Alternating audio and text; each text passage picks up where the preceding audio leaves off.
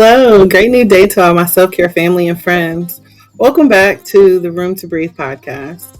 I'm your host, Life Coach 614, and I am so glad that you're here with us today. Now, before we jump into today's episode, just a quick reminder if you're enjoying the vibe, show us some love by tapping the screen, liking, commenting, sharing the live. Your support helps us to reach more incredible souls on their healing journey. And if we are not already connected, go ahead and hit that follow button and subscribe to our channel so that way you never miss a moment of what's coming next. I also invite you to visit our website at theselfcareclub.org. We've got some awesome affirmative apparel, motivational merch, and a bunch of free resources that are designed just for you. It's all about empowering yourself and embracing your journey. No matter what challenges you're facing, remember you're not on this path alone. We're in this together, supporting and uplifting each other every step of the way. It is time for us to choose to prioritize our well-being, to embrace our growth, and to find peace in this present moment. So let's get ready to breathe, reflect, and grow together. And remember, in this space, green hearts in the chat represents our commitment to healing, growth, and intentional self-care. So if something resonates with you today, don't hesitate to drop a green heart and let us know that you're tuned in, tapped in, and growing with us. Now, today's episode is close to my heart because it's all about learning how to hear the subtle signals, the quiet messages from our body, our mind, and our soul that often come long before a breakdown. Many of us have been taught to push through or numb it out, to wait for things to fall apart before we begin to care for ourselves. But what if we didn't wait for the storm? What if we could choose to respond with love at the first sign of trouble? Joining me today is someone who knows this language all too well. Ebony is a nurse practitioner, a yoga instructor, and a health coach. Someone whose work reminds us that healing is a practice, not a destination. She blends movement, mindfulness, and intuitive care in ways that feel both grounded and deeply spiritual. Ebony, I am so happy and honored to have you here with us today. It's a pleasure. Before we dive in, I'd love to give you the opportunity to just take a moment to introduce yourself in your own words, letting everyone know who you are, what you do, and what's been guiding your work lately. Yes, absolutely. So of course I'm Ebony. I started off as a nurse. Right out of college, worked oncology for 7 years, loved it. But I felt like I needed to help the community a little bit more. I wanted to help them not get to the hospital. So decided to go back to school, work on my master's, and became a nurse practitioner. I worked in primary care for about 7 years. Kind of got burnt out with that. So I currently work in an urgent care. I've been more into how do I help my patients, because I've noticed that there was a need for spending more time with patients. So decided to go back to school and become a health coach where I can actually spend more time with clients/patients to help them guide their journey for better health. And also in the middle of that, I decided to do yoga and become an instructor so that I can also help mind, body, and spirit. Awesome. Well, thank you so much for that. I feel like after speaking with you initially that the story that you'll share will be such an inspiration for other people. I know in our first time talking, I was truly inspired. And so I'm really excited for us to get into this today. And I don't know, let's just get into it. Absolutely. When I think about our body and the way that it works, I feel like many people don't don't know that we need self-care until something is wrong, right? Like, it's if it's broken, then we'll fix it. But if it's not broken, we don't think that there's really anything to do, right? Until we're in a absolute crisis mode.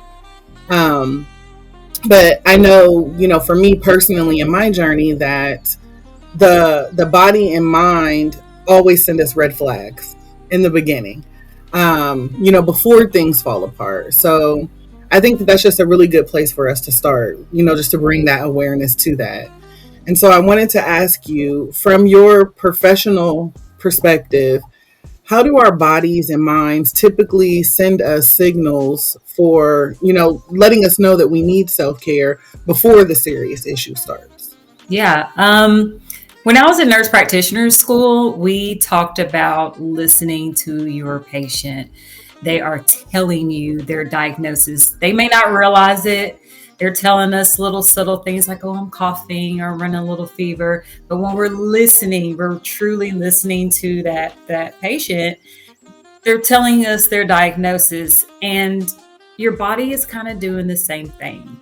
If you really get in tuned into your body, it is telling you that something is wrong, that we need to take care of ourselves. But I think, a lot of time as women, we're conditioned to just kind of, oh, you're just tired, or oh, you just push through it, you're a mom, or you're working too much. You kind of ignore that. Right. And we don't, we need to listen to our bodies. It is telling us physically and mentally that we need to do self-care. So things like being fatigued, stomach pain, palpitation or fast heart rate, even things like neck pain, back pain, headache, being thirsty, being hungry, all those little things are telling us that something is wrong. Being easily frustrated, anger, brain fog, it's all telling us that something is wrong. For example, like fatigue, a lot of people think, oh, I'm just, working a lot, but that's your body telling you so many different things. Is it that you're not getting enough sleep? Is it maybe you're having some anxiety, maybe depression? Because that's one of the symptoms of depression and anxiety is fatigue. Are you anemic? Are you just having a hard day and then you're just worn out from it? There's so many different things that are telling us you need to take care of you. Absolutely. And when we begin to truly pay attention, I feel like it's like the volume turns up on those signals, Oh, right? It's absolutely. like once you realize, oh, that hurts, now it hurts even worse. Yeah, Like you draw attention to it. And right. so at that point, I feel like we just stop brushing it off as just stress or just being tired, because now it's like we know better. So I got no choice but to do better. I got to Right. go see what it is. Right. Um, Right. so when you think about early signs, what early signs, whether it's physical, emotional, spiritual, um, do you feel like you personally pay attention to, and how do you guide others to recognize them? So for me, when I notice, again, fatigue, when I notice that I'm getting really grumpy, frustrated, on a spiritual level, worrying, I feel like that is my telltale sign that I really need to pay attention, and I need to just say, hey, you need to do XYZ to help you better yourself and take care of yourself. And I think the thing that I try to guide myself and other people is self awareness. I mean, the Mhm. best way is to be self aware, being honest with yourself, acknowledging what you don't know, what haven't you experienced, what are your growth areas. When you acknowledging your feelings, for example, you dig a little deeper into how you feel. um, when you acknowledge, why am I frustrated? Why am I angry? Why am I sad? Kind of break that down. You'll be able to recognize those early signs like, hey, I'm not frustrated because I don't know, my kids were yelling and screaming all night. I'm frustrated because I hadn't gotten any sleep, and because kids do that, kids are going to act up. And Right. so, I tell people to do things like journal, ask those questions, ask yourself, why are you frustrated? Well, because my kids did this, and this. Why was it frustrating? Oh, because I didn't get any sleep. Why didn't you get any sleep? Well, it's because I stayed up late, and then like, okay, maybe you need to start going to bed early. Those Right. little things, right? Like just those little things, like, why did you stay up late last night? Well, it's because I was watching TV. Okay, so how about we cut that TV time down? How about we Exactly. reading or journaling or whatever you need to do to take care of you. Absolutely. And one of the things that I think is awesome just about the human body, period, like we all have our own unique early warning symptoms. Absolutely. And so, even though we don't necessarily know, what makes the other person tick, it's like if we just stop and pause and take the time to pay attention to us, it's like our body is almost trying to heal itself by warning us, hey, you're tired because you're not getting any sleep, and you can't focus because you didn't get any sleep, and Mm-hmm. this hurts because you didn't get any, you know what I mean? So it's like your body Right. is attempting to heal itself. And even though we know that these are symptoms, even knowing that our body is trying to do its best to take care of us, we still have all these moments where we just override it. Like we just press ignore. We don't care. Right. you know? Um, And I don't think it's on purpose. I mean, obviously, it's not on purpose. I yeah. just think, we're so conditioned to work, work, work, or you have to do this, you have to do that. Taking care of other people, people just don't realize that you cannot fill other people's cup if your cup's not full. Listen, I can honestly say I've learned that the hard way in the past. Yeah. I have always battled with like insomnia. Mm-hmm. And so I ignored the whispers of my body, and there's periods where I just can't sleep, Mm-hmm. you would think that it was like an over caffeinated sort of rush. But I avoid caffeine. Like I've recently just started drinking coffee, and I got a time limit in a day when I allow that to happen. Yeah. But in the past, because I used to battle with insomnia, I got used to just being up all the time. And so it became just second nature for me to ignore that I needed sleep, because I was like, team no sleep. I'll sleep when I die. Yes. And so my body was screaming like, okay, but we want to sleep now. And I ended up crashing, and I started noticing the pattern. And so, you know, I was able to, truly overcome that and realize like if you don't sleep, you will die. And I Mm-hmm. know I'm not the only person. There's a lot of team no sleep people out there. Yes. Um, Yes.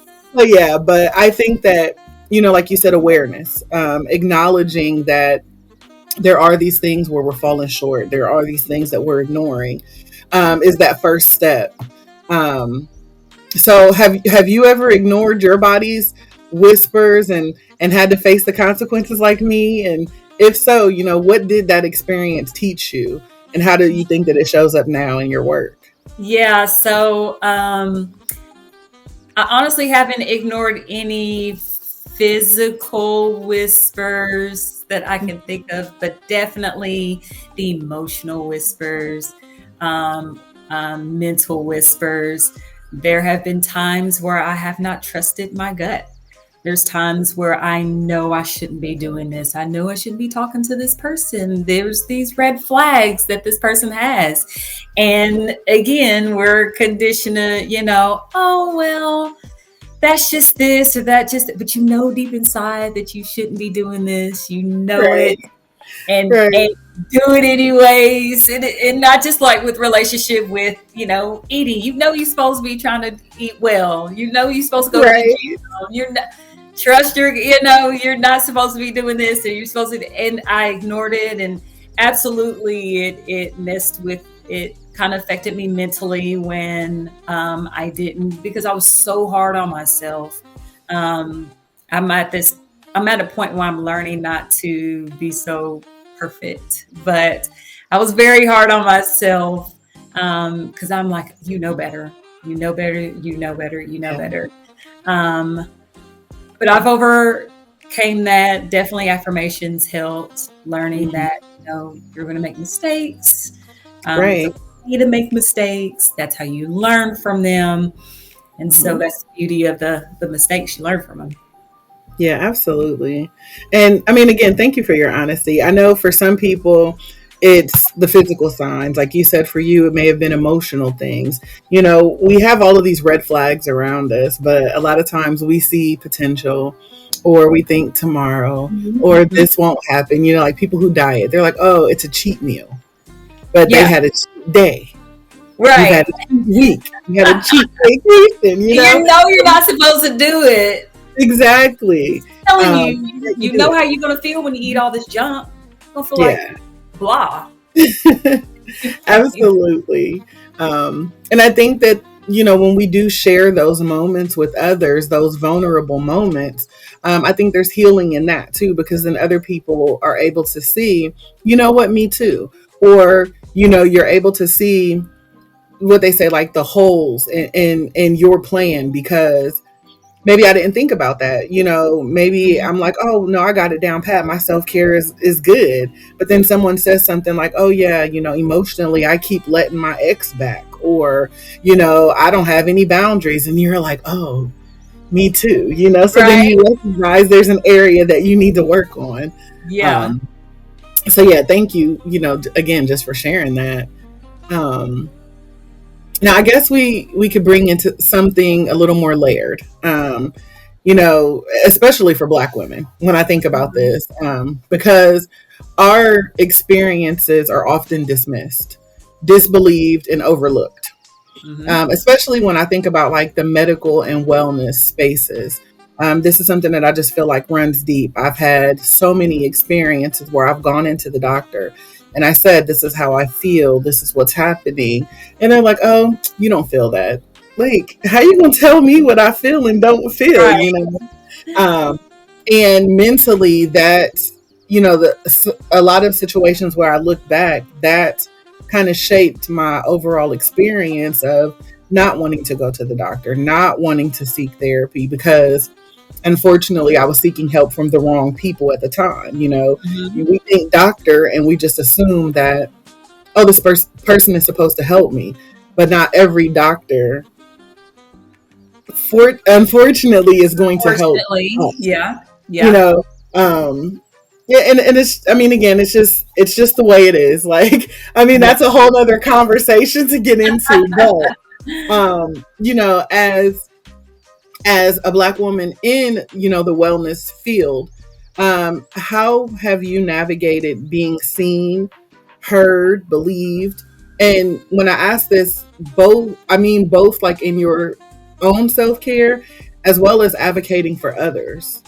um, let's just start with that part. Yeah. um, it all goes back to the self awareness. And if you're self aware, then you can set boundaries. And so I set boundaries for myself. Again, this is a journey.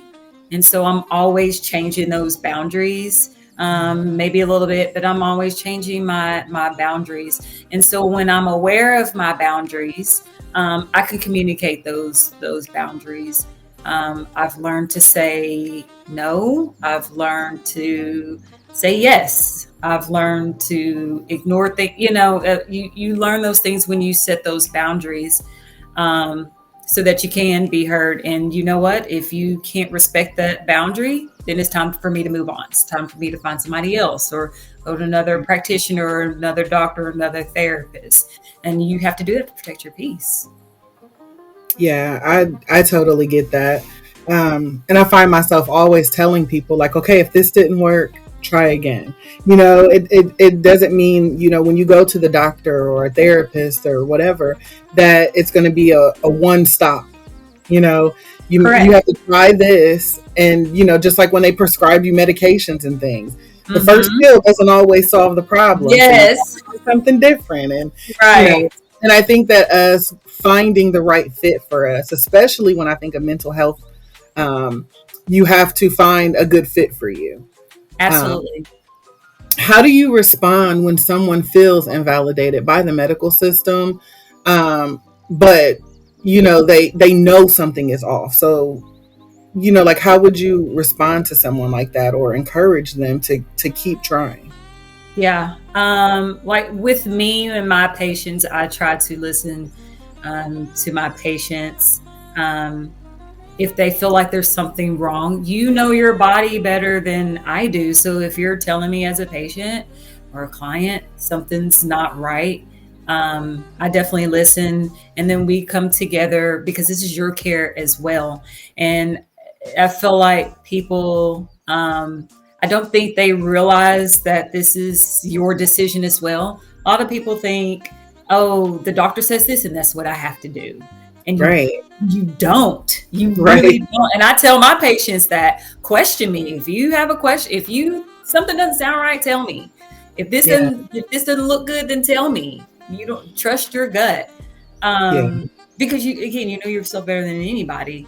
And so people need to, or I encourage them like, hey, if they're not listening to you, you set those boundaries. Don't be afraid to go find somebody else.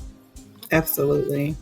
Yeah, the that sense of inner knowing that like I know my body, even Mm-hmm. if you don't believe me, you know what I Yeah. mean? It's like Yeah. you have to walk in there and you have to not almost dim your light to make the doctor shine. You've got to go in there and say, this is what I feel, this is what I've been doing, this is what I've tried before. And then when they say, well, oh, try this again, no, let's go back. This is what I'm doing, this is what I've done, and I did Yes. that before.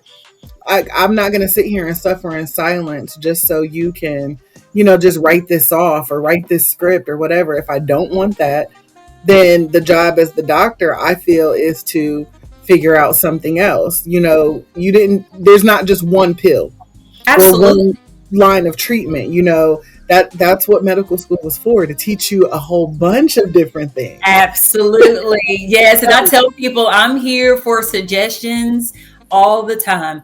Yeah, You're right. There is not just one pill. There's not just one way of doing things. There's two or three other things that you can do. And it is my job to educate you on that as well. So, yeah. yeah. And I feel like that's what leads us to start exploring alternatives, Yeah. right? Mhm. Like it pushes many of us to seek out more holistic or intuitive ways of healing that feel more aligned with our lived experience. Um, so I know for me, I started getting into sound healing, Mhm. to deal with like my migraines and different aches, and I had no idea how healing, like how therapeutic like frequencies and binaural beats were. And I was Mhm. like, wait a minute, you mean to tell me I didn't really need a pill for this all the time? Right. And things like that. And I'm like, man, I can see why they don't teach that in medical school. Mhm. I think it would Mhm. kill the industry. Um, what's your personal and professional perspective on the relationship between Western medicine and natural or holistic approaches when it comes to self-care and healing? I love this question. It's my favorite. Love it. Love it. Here's the thing when we were, or at least when I was in school, they did not talk about, they just mostly talked about the Western medicine. They really did not focus on, I mean, we got a little bit of some of the holistic stuff, but they did not go into it as much. I think Western medicine, as with anything, has their positive and then there's the negative, right? So, yes, if you broke a bone and it's sticking out of your arm, absolutely, I think you need to go to the doctor and get surgery and get it set back in place. Right. But of course, there's the negatives from all of that. Um, Majority, like for example, the medications, they do have bad side effects. Like taking too much Tylenol can ruin your liver, too much ibuprofen can ruin your kidneys. Antibiotics, which is what everybody wants, and nowadays, they mess up the normal flora in your gut, and it can cause even more infections. Even anxiety medicines, depression medicines, they have their side effects like drowsiness, suicide ideations. So I lean more, and it's funny because my patients are like, "You don't like medicine?" No. They're good in some instances. Yes, if you're hurting Right. and you broke a bone and it's sticking out of your arm, you need pain medicine. Absolutely. Right. Um, but again, you got those side effects. But I lean more towards the natural side. I think it is so important, like you said, the sound bath. At least try some of these things out. Yeah. Um, they have less side effects. They don't hurt you. A lot of times, a lot of the doctors don't like it because there's no research on it. There's very limited research on it. Um, but I think that it definitely helps you mind, body, spirit when you try these natural things, sound Yeah. bath, yoga, massage, even putting your feet in the grass, help you feel grounded, gardening, doing all those things can help with you mentally and physically. Yeah, I really appreciate the balance of it. Like, I've always been a person who was raised to believe too much of anything is bad, you Yes. know? So it's like, okay, you have a headache. Okay, yesterday you took aspirin for it. Today, try something different. You know what I mean? Like, don't just keep doing it. Like, I don't know. Like, I just feel like you have to have a balance. It's not either or. You know what I'm saying? Right. I think that a lot of things that we deal with, it's it's both, you know. And when we're centered in our own power and our own discernment, I think that things are just better. That's why, like, I'm such a big advocate for self-care, because I feel like if you prioritize your self-care, whatever that means for you, you know, because it Yes. looks different for me. But like you said, some people just need to go outside and put your feet in the grass, go hug a Mhm. tree, go, you know, just go Yes. reconnect with nature, Absolutely. something, you know, things like that. Yeah. um I but didn't realize I used to think self-care was all about just getting a massage, you get a pedicure or mhm. manicure. But for me, just sitting out on my deck, listening to the birds, feeling the wind, really taking in the outside, that makes me feel good. Yeah. Oh, absolutely. And, you know, I've always been a person who thought that there are just some areas that Western medicine doesn't reach. You know, Absolutely. it's like Western medicine is kind of like surface level, but like, what about my soul? What about my spirit? And so I feel like when, you know, we really get into our self care, that's when we really get into what our soul needs. Um, so yeah, like I'm not opposed to taking aspirin for a headache, but like, Right. first and foremost, I wait. I try not to wait until it's a full blown migraine. You know, Correct. like I said, I'm listening to the symptoms. I Yes. notice that I'm getting annoyed. I notice that I keep dimming the light. You know, so it's like, okay, before this blows up, let me Yes. put a little calming frequencies on. Like in my office, I have a little fountain. I keep the frequencies playing in the background because I know life is going to life. So, Yes. you know, I try to keep it. I don't know, like a what is it, like a little baseline of calm. Absolutely. Yeah. And I tell people, like, when they're in pain, it's hard. When you're at a 10, it is so hard to treat that 10 versus a 2 or 3. You catch it Yeah, early, then you can be treated early. You know what I yeah, mean? So yeah, not being self-aware, which is what you're doing. You're aware. You've hmm, figured out what works best for you. You know when those headaches are coming on. You know when to take something, because you've been aware of that. absolutely. In your experience, where does Western medicine fall short when it comes to supporting long term lifestyle transformation? God. You're I'm like, gonna where do I start? Exactly, exactly. I think the main thing that pops in my head is insurance. Okay. Insurance is such a huge issue. Um, I don't think they realize that this lifestyle, living a healthy lifestyle, is a journey. This is a lifelong thing. Yeah. Um, in my practice, when I worked primary, we got 30 minutes 45 minutes for new patients, 30 minutes for established patients when it came to chronic diseases. And insurances only cover you being seen every 3 to 6 months. I cannot take care of you long term and really truly get to know you and your lifestyle, how work is going, how home life is going. I cannot know that 2 to 4 times a year. Yeah. So and it's all because insurances doesn't cover that. And not just with me, it's with dietitians here in where I live at in Arkansas. Insurances don't cover dietitians. So my patients who want to lose weight, yeah, they do not cover it. So my patients who want to lose weight, I've sent them to a dietitian. Insurance won't cover it. My patients who have back and neck pain, a lot of insurance don't cover massage therapy. You have to have some kind of medical condition. But if you're like, man, I'm stressed, my neck hurts, and I want to write a prescription for massage therapy, they're not going to pay for it. Therapy, same thing with therapy. Oh, yeah. Meet your deductible first. And these therapies around here cost about $200 an hour. Yeah. That's $400 a month to spend on a therapist. Absolutely. Yeah. Personal training too. Personal trainers. I have patients who tell me, I want to exercise, but my knee hurts. I don't know what to do. And I can't, I don't know everything about exercise, and I would love to send it to a personal trainer. But when that personal trainer costs $50 an hour and you see them 2-3 times a week, they're not going to do it.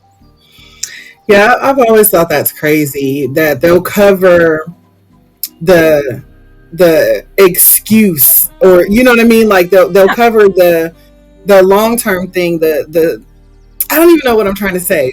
It's like they forget about, okay, this is the reason why, this is happening. So they don't really too much care about the preventative, even though they claim you have this preventative coverage. But Correct. That preventative coverage is crap. It's like somebody needs to explain to them what preventative means. I need that step before preventative. Or now that we're here, how do I prevent it from getting worse? Right. It's like there's no part in there. Right. And I don't think that they realize that healing isn't just about fixing something. It's about becoming somebody new. You know what I mean? Right. And so that takes time. It takes guidance and patience. But like you said, insurance doesn't cover that, Right. And again, when I'm only seeing you 2 to 4 times a year, I cannot properly guide you the way you need to be guided when I'm only got 30 minutes with you. Yeah. Yeah, it's one of those things that's frustrating between, thinking of the pricing, what we pay for insurance compared to what we get for our insurance. Yeah. And if we're paying co-pays and deductibles and things like that, I'm like, why not just include it? You know what I mean? It's like, y'all going to negotiate the price down anyway. Why not just include it? Exactly. Exactly. And a lot of patients can't afford the copay. I had a patient who needed physical therapy after a car accident. She couldn't afford her $30 copay 3 times a week for the next 4 weeks. So she just didn't go. Yeah. And it's sad. Yeah. And that's goes back to that whole being unheard, feeling unseen, unheard. Right. As the consumer, we think big pharma and these insurance companies, they don't understand us. But it's like, how could they not? Because aren't they people too? Don't they have families and loved ones too? So I'm like, how can you just omit what we're saying or what we're talking about? But right. It's just kind of the way of the world. Yeah, it is. 100%. About that money. They want to pay as least as possible. But if that patient has a heart attack and they're having to go to the ICU, which is thousands of dollars a day, then after that, rehab, and then paying for things like walkers and wheelchairs and stuff like that. You're going to pay for that. But all this could have been prevented if you would have just paid for my dietitian that I asked for and a personal trainer. Exactly. They'll cover, big things and all of that because now it's escalated and it's so big and you have to have surgery. But like, if you'd have just helped me then, I wouldn't be here now, Exactly. Okay, so let's talk about your own journey for a moment, because I know I know that your story has kind of maybe shaped the way that you show up for other people. Um, and so like that's a like an inner transformation, that shift from maybe I guess some people refer to it as like from surviving to thriving, right? Like Mhm. that moment where something clicks in your mind, you know, I got to do something different. Yeah. Or maybe not even you, in your life, maybe you watching how other people are on their journey. So maybe you said, you know what, no, we got to do something different. This isn't it. So with that, I say, how has your own healing journey shaped the way that you teach people to distinguish between temporary stress and a deeper call for self-care? Yeah. Again, this all goes back to having that self-awareness and learning myself, which I needed to give myself peace. And I remember feeling so free when I had that peace. It made me see more clear. I remember how good I felt. And because of that, because I was more aware of this, I was able to teach people to do the same thing. Um, I know that I would see people stressed, affecting physical, mental, emotional, and I didn't want to deal with that. I didn't want to go through that. And these things, they just chip away little by little. Before you know it, you're can't even get out of bed because you're hurting so much. And so I tell people, when you have that temporary stress, you know, deal with it now. Yeah. Focus on it now before it gets out of hand.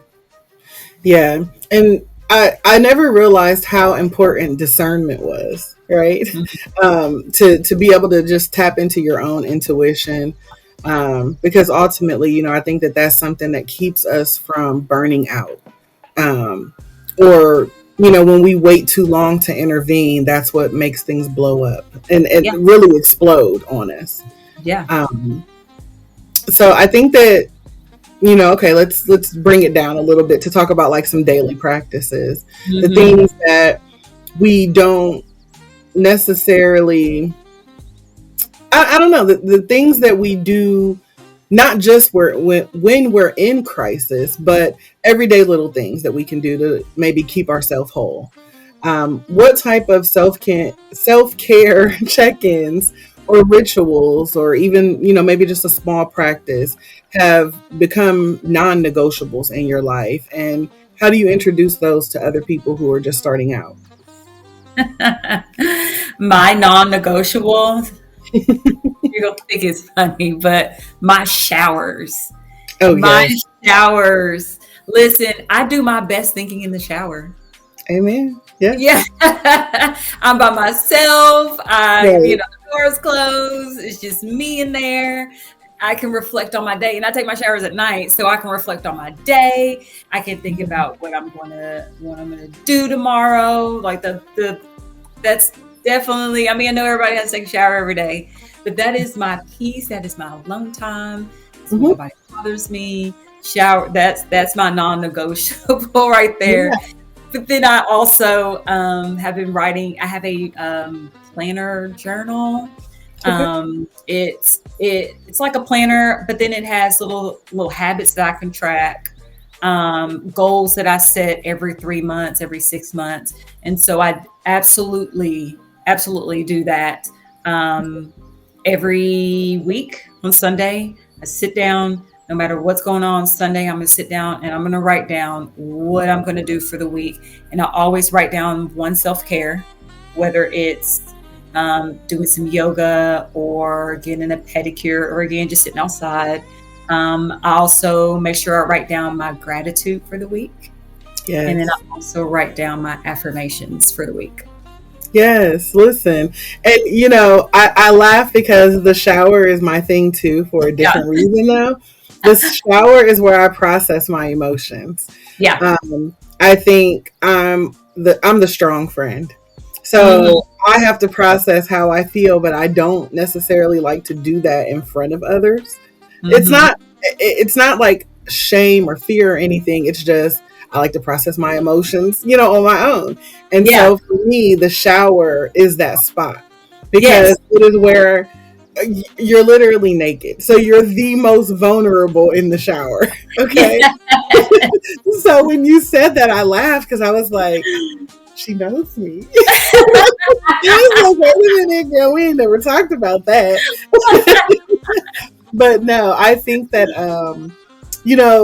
I think that it's the I don't know. Honestly, I just think that it reminds me that healing doesn't have to always be loud and dramatic.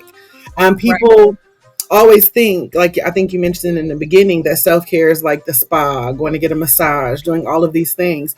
And they don't realize that for some people, self-care was getting up out of the bed today, because that's not something that I've been doing or, things like that. So sometimes self-care is just a glass of water, a Yes. stretch, a single, deep breath.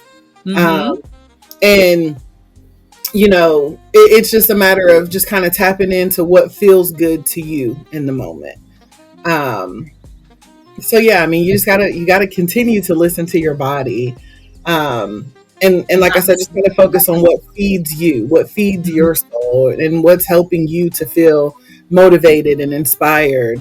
Like you said, practicing gratitude, setting intentions, doing your affirmations, things like that. All of that is self care, and it's the things that most people just kind of ignore. They don't even pay attention to it. Because they're just saving up money so they can go to the spa or on Yeah. vacation, you know? And that's that whole I'll sleep when I'm dead mentality. Mm-hmm. Um, but speaking of body, one thing I love that initially connected us together was yoga and how you use yoga not just for movement, but for having a conversation with the body. Mm-hmm. Um, and so I know that, as we discussed, that most people wait until they're in pain to prioritize their care. So when Mm-hmm. thinking about that, how do you use yoga to help yourself and to help others respond to the whispers of the body, not just the screams? Yeah. So when I teach yoga, um, one of the first things I tell people is to listen to your body first, my voice second. Mm. If we're doing a posture and it hurts, then don't do it. If we're doing a pose and you just really just don't want to do it, then don't do it. Yeah. Um, and I think what I typically do after that is I have them, sit down or lay down, whatever they feel comfortable doing, and I do a type of meditation called body scan, which allows you to have body awareness. So I typically have them start from the top of their head and then kind of be aware of, how are your eyebrows? Are they frowned? Are they relaxed? Is your eyelids relaxed? Is your tongue at the roof of your mouth? Is your mouth relax, and just kind of work their way down? How does your shoulders, how does your arms feel on the mat? What are you hearing? And so it's a way for them to be able to pay attention and to focus on their physical, and listen to those whispers because they're focusing on themselves. Are you in pain? Are you stressed? Is your mind racing? um, Right. it's a practice. Yoga is a practice. And so with practice, you become better and better. So I tell people, don't beat yourself up if you can't get it right that first time. Yeah. Keep doing it and keep doing it a little at a time. And then you just slowly build upon that. Absolutely. I know the first time I experienced a body scan, I Mm-hmm. was like, what is this? Like, it was so weird for Right. me. And I had to stop her because I couldn't stop laughing because I was like, you're over there, you're really serious. And I'm laughing, and I was like, okay, let me like really try to get into this. You know what I mean? It's like somebody will tell you to take a pill and you'll take it with no research. So why not just try this? Yeah. And I remember, I think she had me focus more like imagining like a guiding light, like a bright light Uh-huh. scanning down your body, almost like when you copy something and you see the light Yes. across. So Yes. I'm like, okay, I can get into this because I had to have the visual of the scan. Mm-hmm. And oddly enough, I told her afterwards, I was like, I felt a warmth, like when the sun comes out and shines on you. Uh-huh. And I was like, it was so weird, but I really got into it. And I was like, wow, and it allowed me to focus on things. And so I started doing that on a regular. I went and got a yoga mat and I was like, okay, I'm just going to focus on the body scan part. I'll get into the yoga part eventually, but just Mm-hmm. sitting there taking the time to focus on, okay, how does my head feel? How is this? Give gratitude, because that was like a big thing too. Giving gratitude, being thankful for my body, even though it may be aching, or, just still being grateful and thankful. And I started noticing, like, oh, certain pain would ease up. And I'm like, oh, that's a little weird, but thank you, God, But, yeah, it's like the mind body relationship is something that is so sacred. Um, and I know that, with yoga, it teaches us to tune in before things go too far. Mm-hmm. So finally, we can't talk about healing without talking about community. Absolutely. Because healing in isolation is hard. Um, Yes. and truly, I think at this point in time, it's just so unnecessary. Why we sit here suffering in silence. Um, And so, I know that you have your own, spaces maybe that you've created or collabed with, um, that are spaces of safety and connection. And obviously it's a part of your story too, as far as like with your yoga and the wellness journey that you're on as being a health coach. Mm-hmm. So what role has community played in your personal healing journey, and how do you create and recommend spaces of support for others? Community has definitely played a huge part because I didn't feel alone. Um, I always felt like I'm the only one who's dealing with body image. I'm the only one that's dealing with beating up on themselves. But when I started going to workout classes and seeing that there are people in there who are also dealing with the same thing that I've dealt with, and this is how they've dealt with it, or when I've gone to my yoga class, seeing how different people dealt with the same things I've dealt with and hearing different perspectives, that definitely helped me on my journey, because I learned from them. You did this. Oh, I never thought about that. So let me try this. Or, oh, you've done this. I've tried that before. And then I've also helped them in return. Being around like-minded people helps you, because you're not alone. Absolutely. Um, yeah, but I tell people that, again, I keep saying self-awareness, but once you learn what you like and what you don't like, find those classes and activities. There's lots of free classes out there, lots of activities out there. I just recently learned down the street, my library has a crochet class, that they Oh, offer for free. So if yeah, that's something that you really like, that's something that you could do to take care of yourself, because it helps you, it makes you feel better, builds more confident, and try to find that. And then that way you can have community and you can have those like-minded people around you, and then you can kind of build that close relationship with them. absolutely. And honestly, I think that that's just the heart of it right there, right? We heal in relationships with Mm-hmm. each other, with our bodies, with the earth, with the divine, the universe. It's that universal connection that we Mm-hmm. have. And like I said, it's even more fun. It's like, if I'm going to build me up and I'm going to work on me, why not do it with someone else? It's Yeah. still self-care. I'm still doing it, for me, but why not have that support system to encourage you, help you remain accountable, because you're going to fall off. You're just Yes. not going to want to do something, but Mary gonna call you from class, like, why you ain't here?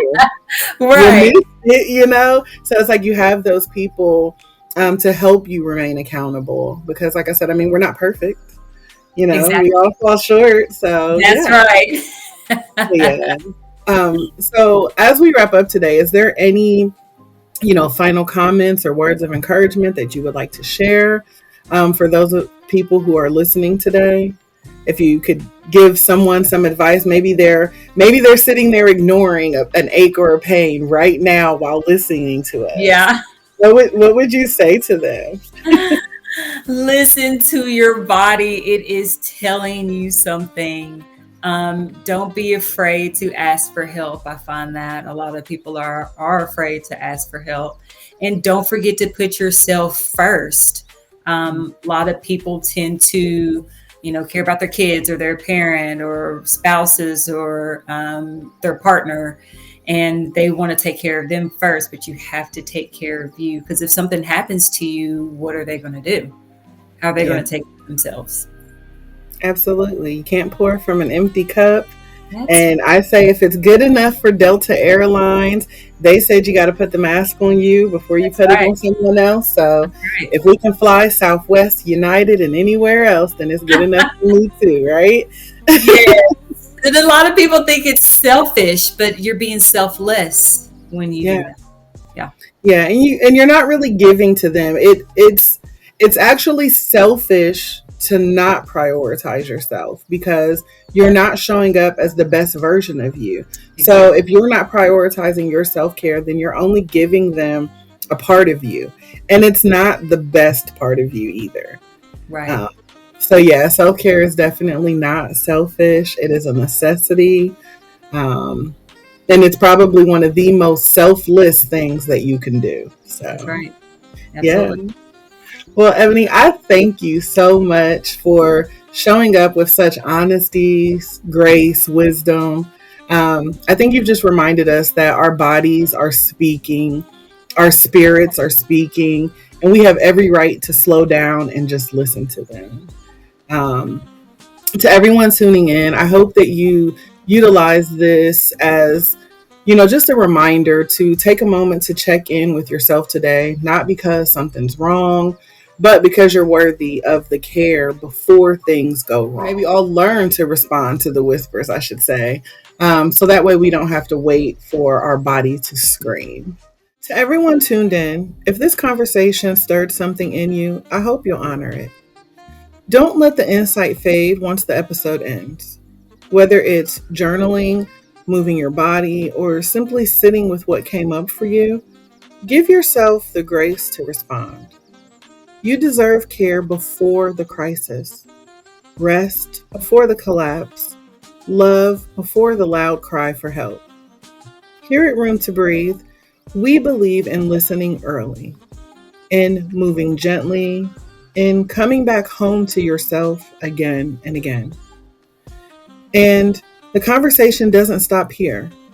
After this episode, stay tuned for original music by Room to Breathe from our Universally Connected album.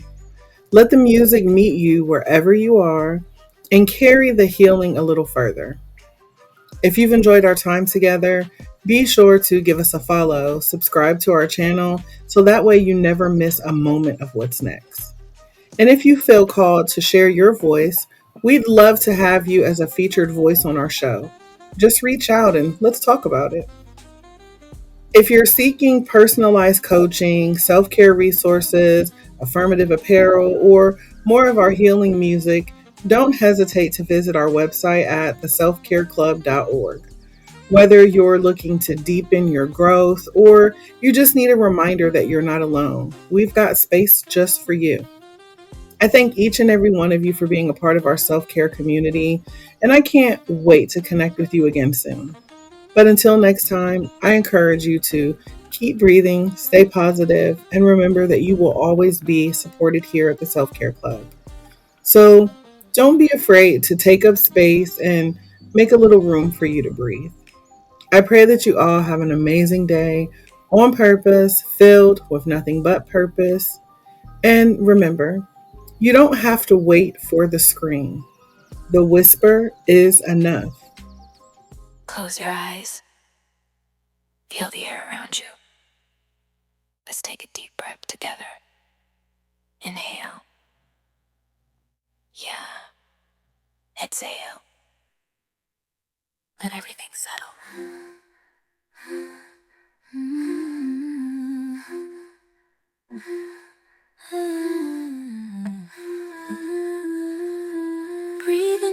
Just let go of fear. Feel the weight just disappear. I am present, I am here. In this moment I am clear. The past is behind me, the future can wait. Right now I am grounded, I welcome my fate. Breathe in, let go. Feel the light begin to grow. With each breath my soul is free. I release what's holding me. Breathe deeply. Feel your body soften. Exhale fully. Exhale. Let tension drift away. Every breath cleanses. Every breath renews. Inhale love, exhale doubt. Let the silence drown it out. Every breath a brand new start. Every beat a healing heart. I surrender, I release all that no longer serves me. I am strong, I am whole, I trust the rhythm of my soul. Let go, feel the light begin to grow, With each breath my soul is free. I release what's holding me.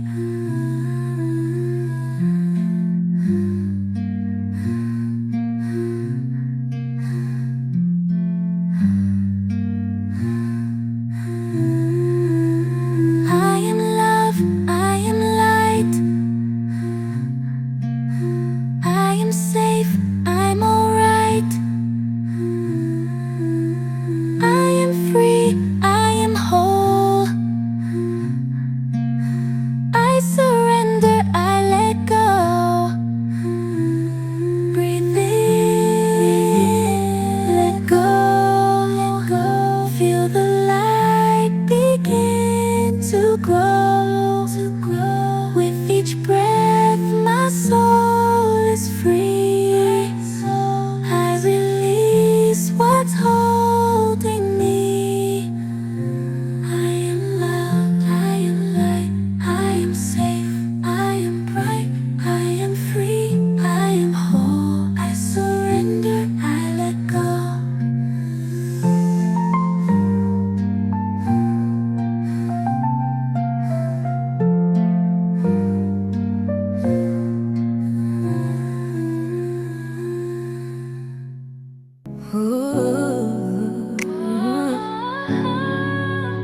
And close your eyes, let the world fade out. Feel the air as it moves around. Soft and steady, there's no rush. Just be here, no need to hush. Inhale, hold it in, feel the rise. Exhale, let it go, free your mind. Inhale, fill your lungs, take it slow. Exhale, release the weight, let it flow. Feel the space between each breath. A quiet place, no fear, no stress.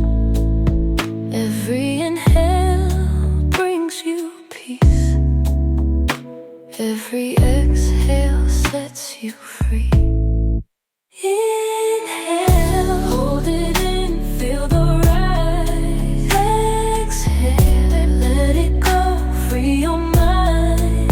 Inhale, fill your lungs, take it slow. Exhale,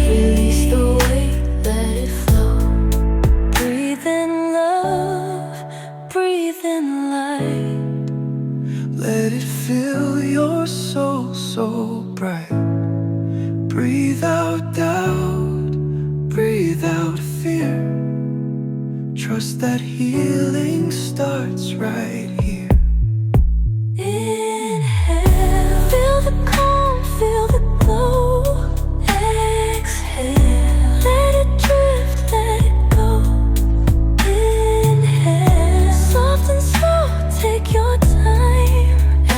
Exhale, you're at peace, you're divine.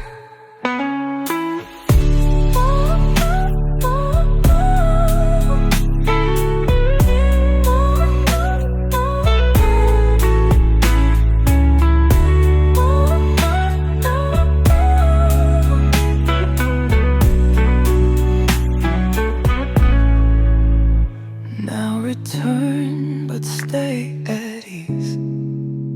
Your heart beats slow, your mind's at peace. Carry this breath